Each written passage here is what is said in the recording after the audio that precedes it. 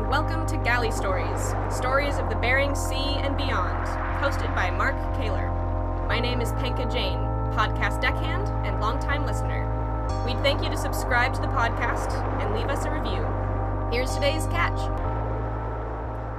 Hello guys, and welcome back to another installment of Galley Stories, stories of the Bering Sea and beyond. I'm your host, Mark Kaler. Today we have the chief engineer from the Southern Wind, Michael Kennan. Now, I've never called him Michael, and I've known him for years. It's always been Munsey. How are you doing today, Munsey? I'm doing good, and yourself? Great. I'm going to get off the normal start that we do to the podcast because I need to know how Munsey came about. Munsey. The name Munsey, well, so when I was fishing back east, I'm from New England area, and I was fishing out of Portland, Maine on the Karen Lynn. And I was new to a crew, and I had this Czechoslovakian that barely spoke any English. His name was Dennis. And first day we get out there, he looks across at me and he goes, "Name." I said, "Mike." And he goes, "No." And I was like, "That's my name, dude." Like, he's like, "No." "Name." And I said, "Mike." He's like, "No." I go, "The fuck, dude? That's my name." So he goes, "Your name Munsey." And I'm like, "What the fuck is Munsey?" Like, but I was like, "No, my name is Mike." He's like, no, name Munsey." So from then on, everybody on the boat called me Munsey. We came into offload in Portland, and the dock guys are like, "Who's the new guy? Who the fuck is this guy?" "Oh, that's Munsey." That was it. Like, from then on, my name was Munsey, and no one else called me Michael. I mean, even my own dad doesn't call me Michael. He calls me Munsey. Really? Yeah. So it just stuck. That's it. Is it a pretty small fishing community over there? The fishing community's actually quite large on the Northeast, but it's mostly lobstermen. I mean, that's like in the state of Maine, those guys fish 270 days out of the year. You know, they have the most active fisheries out there in New England. The ground fish industry has kind of gone to crap, which is why I fish in Alaska full time now. But, you know, all the communities are real tight knit, and it's like being from a bunch of islands, a lot of them are, and everybody kind of fights for spots, and like, this is where my gear is and this is where your gear is. So as tight as they can be, they're still at war with each other. It's like any fishery. Got ya. All right, so let's go back to the traditional start now. So Munsey, where were you born, and what initially brought you into the fishing industry? Well, I was born in Columbus, Ohio, and I was, I believe, 4 years old when we moved back to the East Coast. Now, both my parents, my father was from Augusta, Maine, and my mother was from around the Boston area. And they decided to move back east because they were missing out on family. And so I was born in Columbus. I don't remember much of it except for trying to cut the grass once when I was a kid. Then we moved back to New England, and we grew up in coastal New England, New Hampshire area, coastal Maine, renting, you know, winter properties down at the beach, spending a lot of time on the water. And that's where I fell in love with it. With being near the water? Being on the water. So what was the first instance that you got a commercial job? Well, the first time I went on a commercial dragger, I think I was 10 years old. Scared the shit out of me. And it was hard, you know, in the 80s, late 80s, early 90s, to find a boat anywhere where people weren't doing a bunch of blow and guys weren't drunk all the time and no one had any substance abuse problems. And these guys would go fishing in anything. And what people don't understand is they compare like the Alaska fisheries to the Northeast, and they think, "Oh, yeah, you guys are a bunch of pussies." Well, we're going out and fishing in 40-foot boats and 40 to 50 knots of wind in the winter. Where up here, you're on a 90-foot boat, 100-foot boat, 130, 150-foot boat. Yeah, it's gnarly and it gets real nautical, but those guys that do it successfully on the East Coast, and they do it all the time, really see some shit. You're saying 270 days. There's some bad weather days in there. Yeah, lots of bad days. Even because most of those lobster guys are between 36 and 45 feet long. Yeah. So, but how did you get on the boat? When you're 10, you're already going on a boat? My father was a commercial fisherman for a short time. He worked mostly in the party boat industry, the head boat industry, where he took people out fishing. Well, my older brother, Dan, he was all about commercial. Like, that was his thing. That was his gig. He ran a dragger. He went offshore lobster, and he fished out of Gloucester and Portland, Maine, and then he went out to Montauk, New York, and fished out of there for a number of years. So I always had it in my head, you know, that I was going to be on a boat. I didn't know how. So at 10? So at 10 years old, I get on this dragger that my father was on, and we went out, and it was just a day trip. But, it was, I think, January. It was horrible out. It was rough, and it was just scary. Everything clanging and slamming around, and the doors coming up, and cable flying by me, and we started to set the net out, and my dad went and told me to go back there and let it out, and I was just like, I don't know what the hell I'm doing, So after one day of that, he decided that I wasn't going to do any winter fishing, that I shouldn't be on a commercial boat till I get older, and I started commercial fishing lobstering when I was 12. I was working as a deckhand on a lobster boat, and I did that for a while. But I've fished pretty much everything you can fish in the Northeast. I've done lobstering, inshore and offshore, gill netting, dragging, scalloping, tub trawling, which is long line, and you name it, I've done it. Yeah, we've never had anybody on here that's done lobster for damn sure. Or Yeah. at least nobody that's ever mentioned it. Is it? I mean, you obviously you crab now. Yeah, I'm a crab fisherman. I've been crabbing on the Southern Wind for 13 years now, and it's comparable work. I mean, it's a grind. You're moving heavy stuff all day. Crab guys and lobster guys don't believe that the job can be similar, but it's still heavy gear work. You're actually doing a lot more physical labor on a lobster boat because you're hand moving the pots. You don't have a crane to move anything. But the pots are between 100 and 120 pounds, they're offshore gear. And you're stacking those 5 high all day, with your back, not with a crane.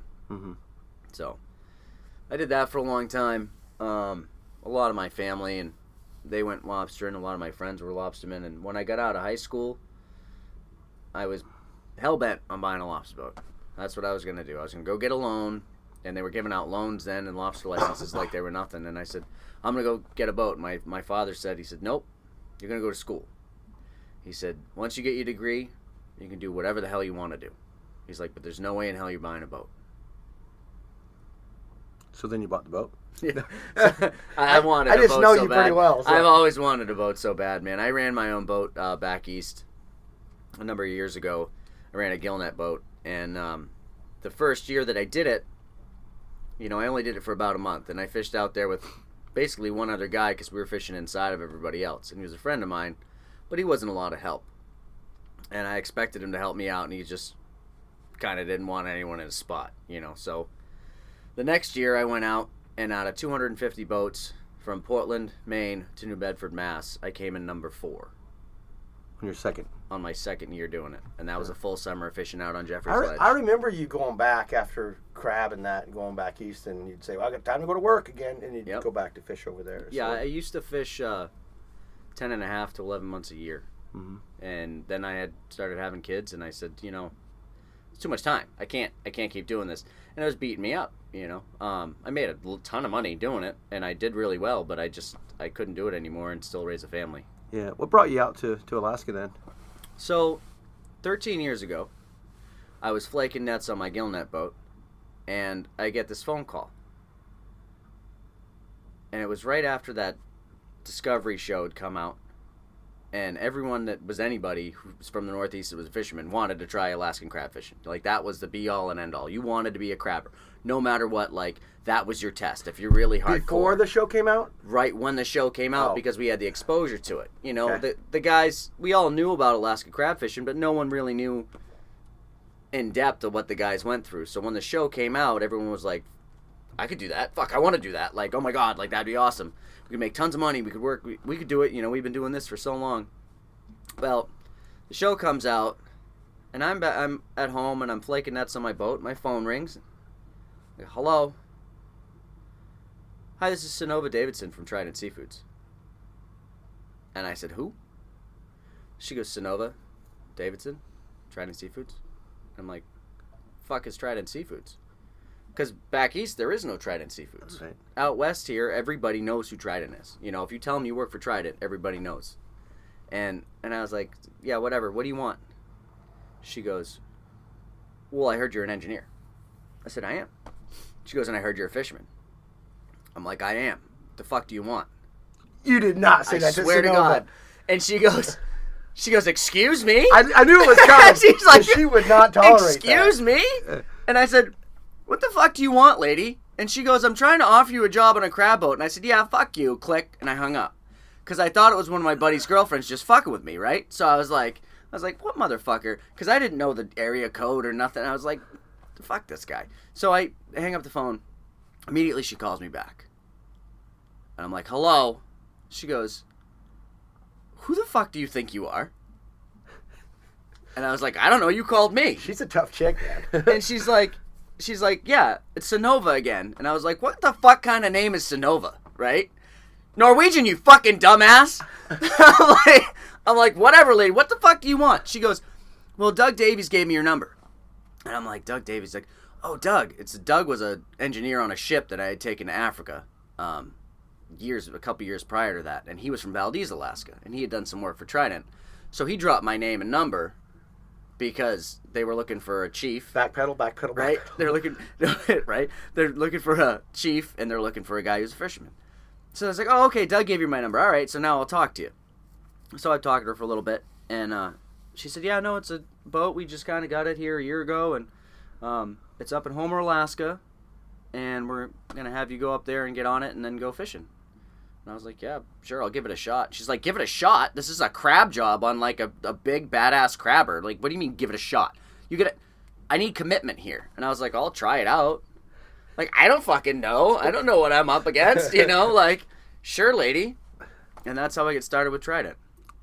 But, man, I think I pissed her off when I first met her. Yeah, she's not a person you piss off to, you know, that you want to piss off too much, because she's tough. Yeah, she's a tough cookie. And Sonova, obviously, Norwegian. Norwegian, so, yes. Norwegian. Norwegian. Yeah, yes. yeah. And there's some fire in there. So, all right, so then they call you up, and so you went up to Homer. So I show up in Homer, and the Homer airport is tiny. For anyone who's never been to Homer, Alaska, it's about as big as a typical, like, 4-car garage. It's not very big at all. And I walk in, and it's October, and I walk into the airport, and there's probably 10 people on this tiny little plane with me. They all get their shit, and they take off, and I'm standing there. Sky walks in, and I'm wearing a sweatshirt that says Munsey on the front, with a crab or with a lobster and a codfish, and then on the back it's got the Heidi and Elizabeth, which is the boat that I fished on, Kittery, Maine. And this guy comes in on his phone, walks a complete fucking circle around me, and goes, I don't think he's here. I'm the only fucking guy standing there. That guy was Casey McManus. He was the one that was sent to come pick me up. And I looked at him and I go, are you fucking Casey? And he goes, yeah. Who are you? I'm like, look at the shirt right there. That's my name. Okay, Munsey. Like, that's fucking who I am, dipshit. And he goes, all right, let's go to the boat. I went down to the boat. I started checking it over. You know, and he was fucking running around in circles with some other guy. So I checked it out. It was pretty cool. Which is this the Billiken then? No, it was the Southern Wind. Oh, right away. It was the Southern Wind. Yeah, right out the gate. It was on the Southern Wind. And then I met Harold. Big Harold, who used to run the Royal Viking. And he comes over and he goes, you the new chief? And I go, yep. And he goes, you licensed? I said, yep. And he goes, you ever been crab fishing? And I said, no. And he goes, oh, fuck. That's all the Big H said to me. Fuck. And I was like, okay. A lot of people that have been on here have brought up Big Harold. Just a well-known Yeah, he was guy. a great guy. Yeah. So was he running the boat then? He was running the Royal Viking then, yeah. Oh, then. So. And then Harley shows up. He showed up the next day. Harley and Jan, who's Sonova's brother. So let's be clear about this. Harley Davidson. Which is Sonova's husband. Right. And then Jan Medhog, which is Sonova's brother. Of course, I didn't know that I was working on a boat with her husband, this lady that I already pissed off, and her fucking brother. Thanks, babe, for the heads up. Yeah. So yeah, that's how I started. How was the first trip? So the first trip, we stacked a shit ton of gear on, and we were one guy short, because one guy I don't know if he didn't pass his piss test or what the hell happened, but he didn't show up.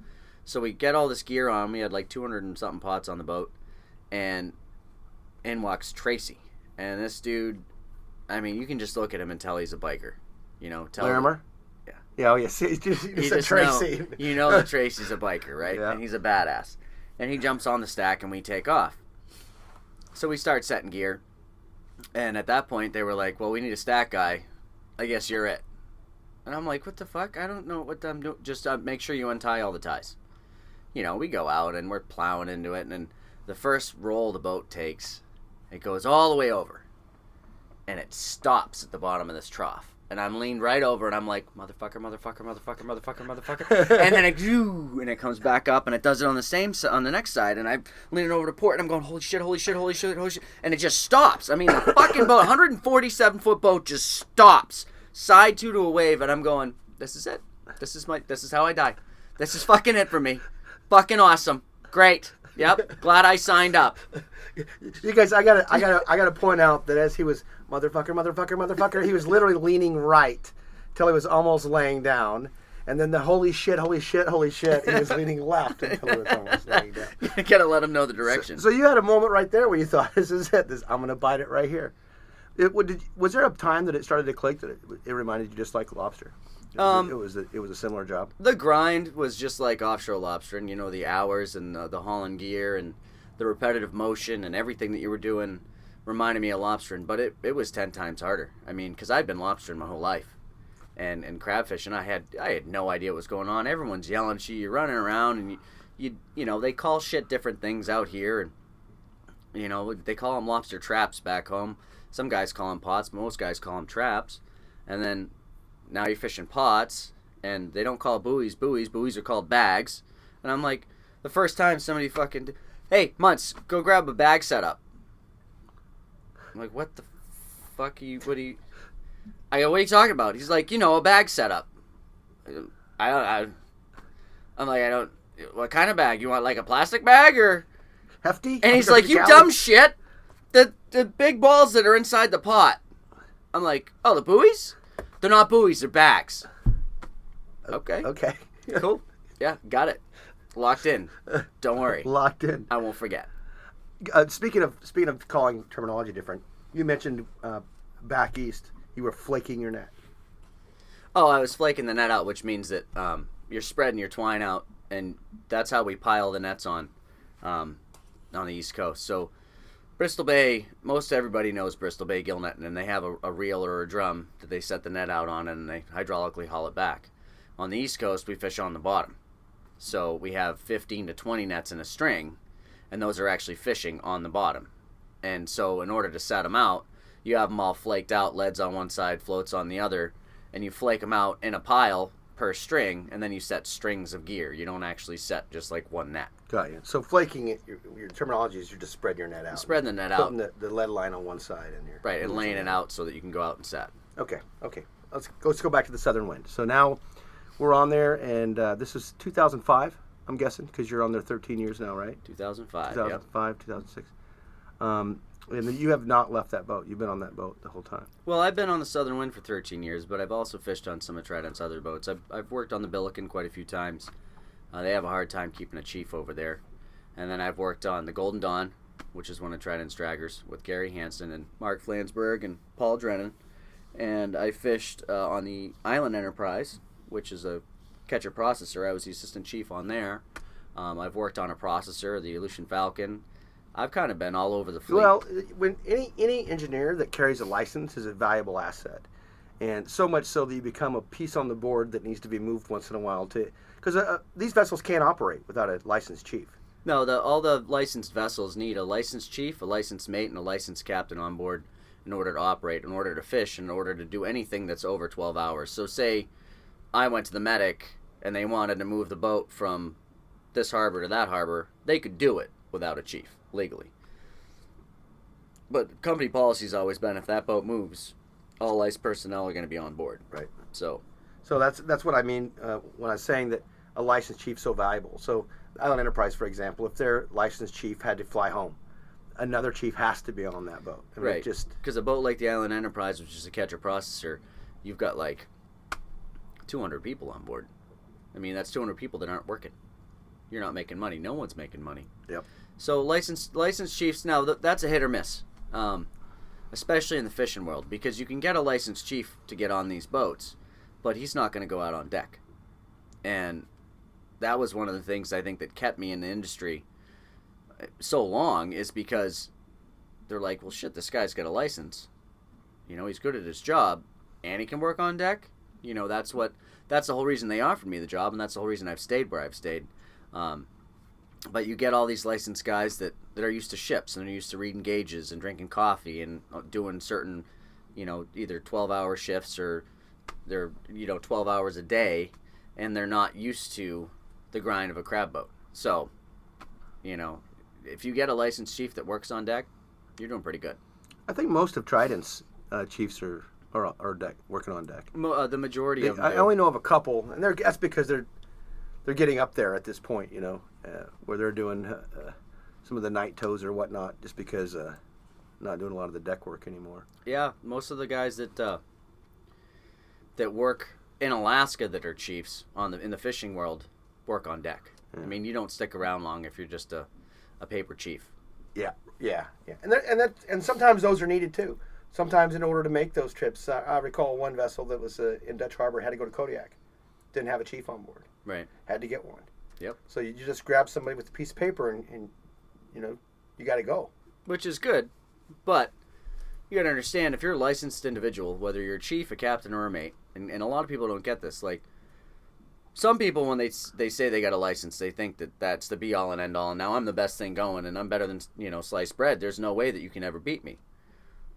Well, good for fucking you. A lot of times it doesn't mean anything. It just means that you have a piece of paper. The other is also true, that if these guys are licensed, you need them. They got to be on the boat. Yeah. So, the companies can get screwed sometimes by having personnel that in places because they because they have a license, and not necessarily. In that particular instance, that boat, the captain of the boat was formerly the chief engineer on the boat, right? So he knew the boat really well. And you're right. You don't want to just stick somebody on there with a paper, because if there's a job that has to be done, something's going on, you want your guy to know what he's doing. Right. But in that particular case, the captain knew, obviously knew the boat really well, and they were just hired him to ride from Dutch to Kodiak. Period. Right. So they had their other licensed chief waiting there. But yeah, just an instance of that. But what guys don't understand is, with the license, there's a shit ton of responsibility. I mean, a ton of responsibility. Not only are you the fall guy if anything happens. For instance, if you're a chief and there's a fuel spill, I mean, that's on you. That's on you and the captain. That's it.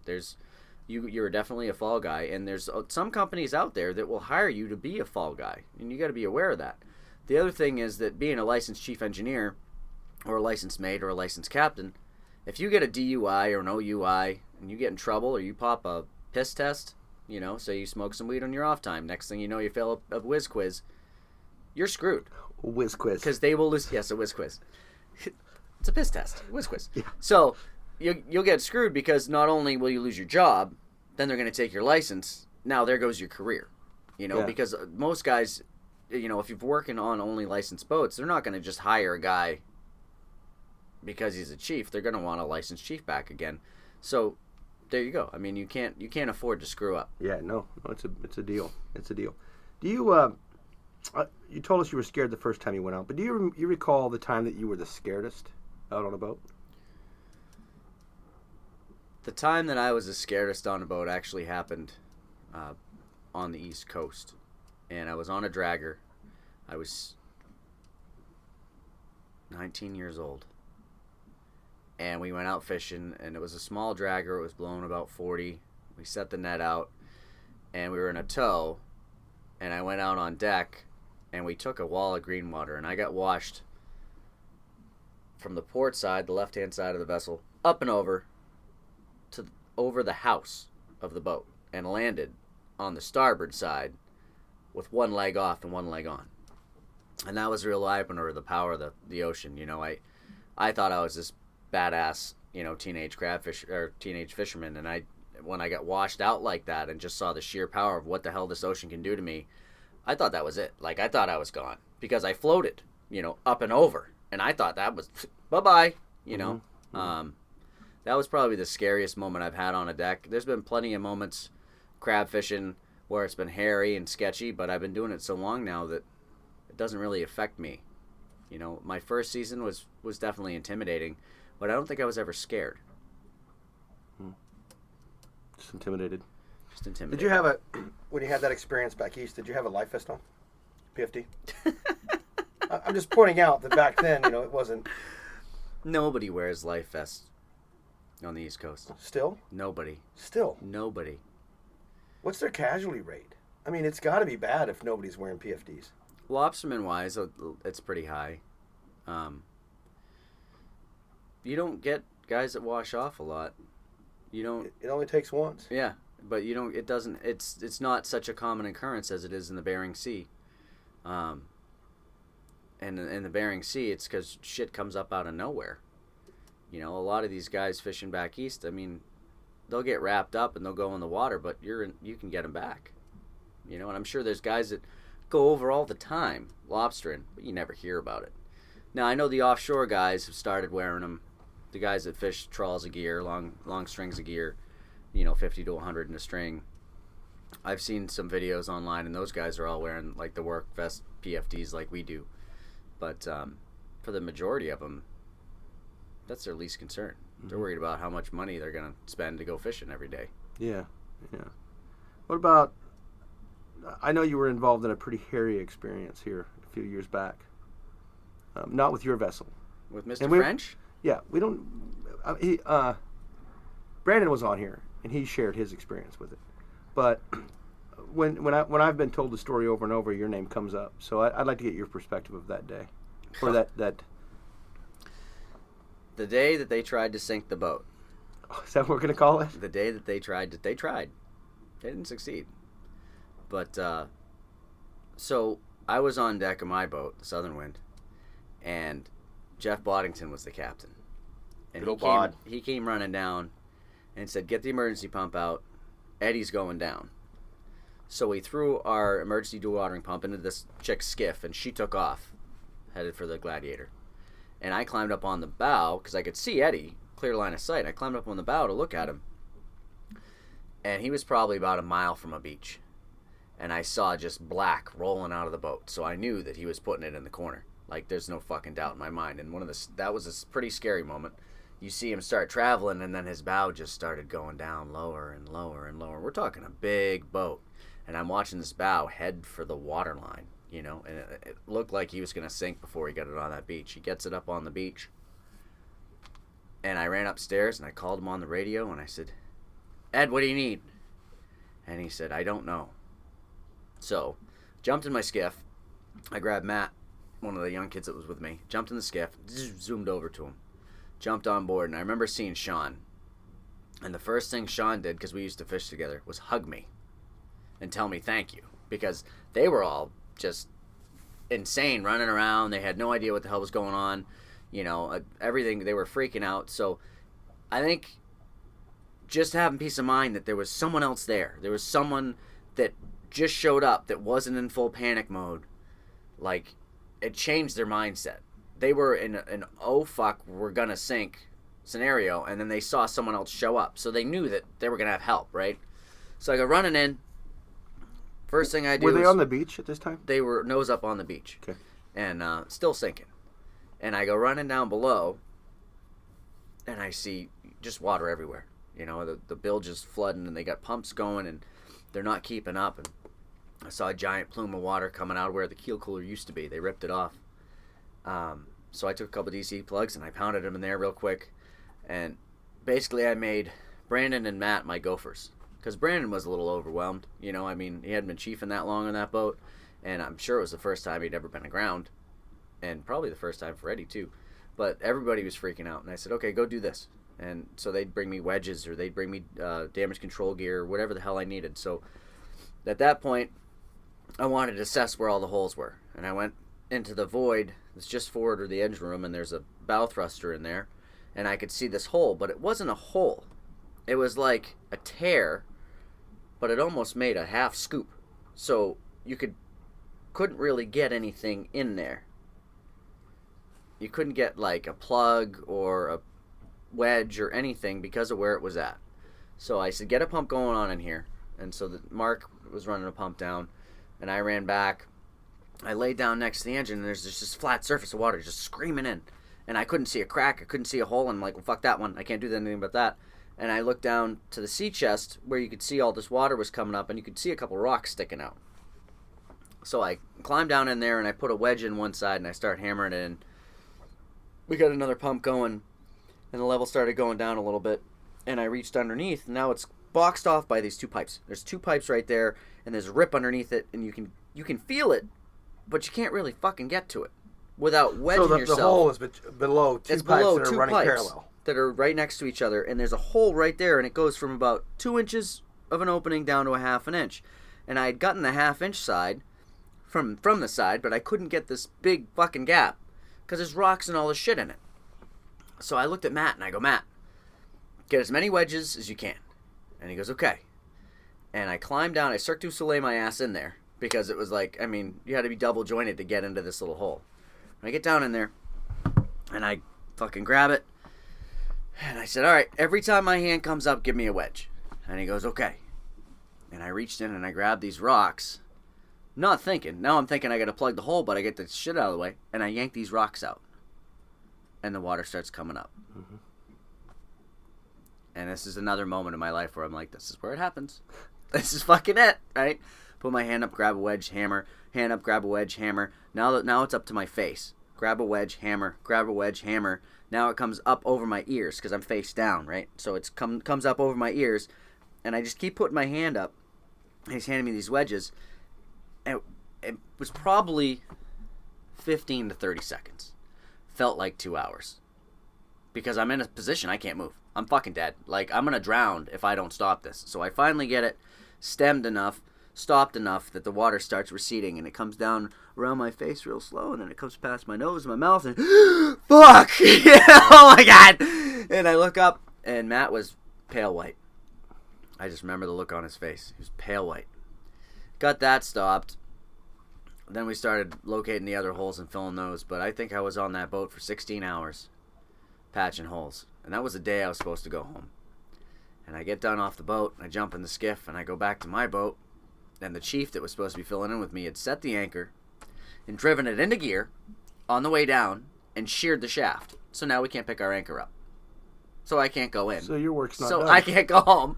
And I've already been in full crisis mode, right? So I'm tired. I'm soaking wet. I'm all beat up.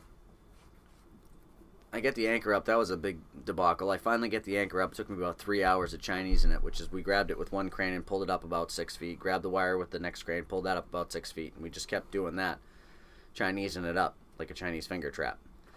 And finally got it up. And we went and got Matt and headed for town. That was a long day. Yeah, I can get having someone come on the boat that didn't, because just prior to even you getting there, they had experienced a lot of things. I mean, a lot of things. Oh, there was a giant shock factor. I mean, yeah. They were in full crisis mode, you know, and I think, I mean, they handled themselves amazingly, given the situation, and we all did. We managed to save the boat. Yeah, and Eddie, even talking to him about it. Yeah, he came on the podcast and talked about it. Did he? And that was one of his scariest moments. I mean, obviously. Yeah, obviously. of course. Did he tell you that it was actually his birthday too? No. It was his fucking birthday. But I will say that Eddie French that came in here and sat down to be interviewed is a different Eddie French than I know. He was just far more serious that day, you know, knowing we were going to talk about it. Right. Knowing it was going to come up. Because normally he wasn't the fun Eddie's, Eddie. Yeah, Eddie's just fun and such a great guy, but he was pretty serious that day, you know. It was. You should listen to it because I know you haven't listened to his. No, I haven't. So from all different perspectives, it's a really unique look at it. Now, have you had any moments like that on your own boat where you were the one being scared and maybe needed some support? On the Southern Wind, I haven't had too many catastrophes. We've had some oh shit moments, but no oh shit we're gonna sink moments. We've had we had a galley fire one time. Where the oven, there was a bunch of insulation in the oven and grease had gotten in between two parts of the oven and cracked down the seam. And I came in off a deck and the whole galley was black smoke. It was burning in between the cooktop and the oven range itself. Yeah. So I ended up cutting it off with a grinder and ripping it apart and dumping water in it. That was what I ended up doing there, but we haven't had any, knock on wood, we haven't had any huge catastrophes or nothing that I haven't been able to deal with pretty efficiently and fast. But it's also been my boat for 13 years. So you know every inch. I know everything that can happen on that boat, and I know where everything is at, and I've done my best to ensure that if we have oh shits come up, we can fix it. What about some good times? Some good times. Well, Jeez. knowing you make everything a good time, so you got to be that guy on the boat. But I am the guy that keeps everyone laughing. Currently I'm the guy that does everything. Currently I'm the chief, the deck boss, the cook, the guy who does all the ordering of all the food, the guy who orders all the parts. But with all those things, if you're a chief, you got to make sure the creature comforts are there. You got to make sure guys are taken care of. You make sure that you've got, hot water to take a shower and your toilet works right and all that heaters stuff. Working, Heaters or are the working air in your conditioner room. if it's that kind of. I wish. We're not a dragger. We're not that fancy. But being the cook on the boat, I think, gives the guys the most sense of enjoyment. Because when you're out there and you're fishing and you're grinding up against it, and you come into a meal, and it's like I put on a spread. I mean, I don't just throw a piece of meat in the oven, pull it out, and here, guys. Here you go, guys. Here's some canned corn. It's typically a slow roast, or it's a steak done all, that I've marinated or what have you. They get like a 4-course meal when they come in to eat. And the difference between having a meal like that and having some shit out of a microwave is night and day. It's morale. Night and day. And it keeps the guys smiling. It keeps them happy. It keeps them fed on deck. When we get out on deck, I am what you would call sarcastic. I don't know if you know that about me, Mark. Oh yeah. But for anyone who doesn't know the definition of such, you will when I'm done. So when guys will say stuff to me, I use my sarcasm, but in kind of a leading manner. So I'll have a new deckhand, and I'll be like, well, where does this go? And I'll go, well, if I were me, which I am, which is good, I would put that right here. I can see it exactly that way from you, Munsey. And they'll come back to me, and they're like, put it there every time? I said, well, if I were me, I'd put it there every time, because that's where it fucking goes. Okay? That's where it belongs.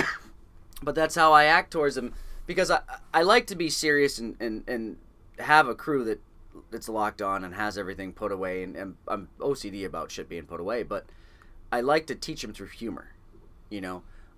I don't like working for yellers. If I were me, which I am, that's how I would do it. But when guys will ask me questions, oftentimes they're like, hey, is this going to work? Well, it either will or it won't. Fucked if I know, dude. Probably. Let's figure it out. Let's find out, And I'm not afraid to get in there and get dirty and do any job that these guys are doing, and I do every job on the boat. So no one can give me shit. Nobody. Well, nobody's ever going to say that you're not a worker. I mean, hell, today's Saturday. It's most people's weekends, right? Right. I come to pick you up from your boat at 11 o'clock, and you come out in Carhartts and grease. Yes. Yeah. Because you were working. I've been working since 4. Yep. Yeah, nobody's going to accuse you of not working. No, I work hard, but I think keeping morale up on a boat, especially on the deck of a boat, and especially in any fishery where it's monotonous and it's a grind and it's hard, you keep guys happy and laughing, they're going to work through some crazy shit. Pretty good team. Yeah. What about, what advice would you have for people trying to get into the industry? Or would you even suggest that they do so? I wouldn't suggest that anyone try it in the Northeast right now. Unfortunately, in the Northeast fishery, with government shutdowns and the limits that are being put on these guys, they're not making it an industry that young guys want to get into. There's still quite a few lobstermen, but the prices that you pay for bait and fuel and a boat, and you got 3 mortgages before you're 25. I mean, it's not worth it. If you're going to come out to Alaska and fish in Alaska, I suggest getting in with a big company or getting in someplace where you have a niche.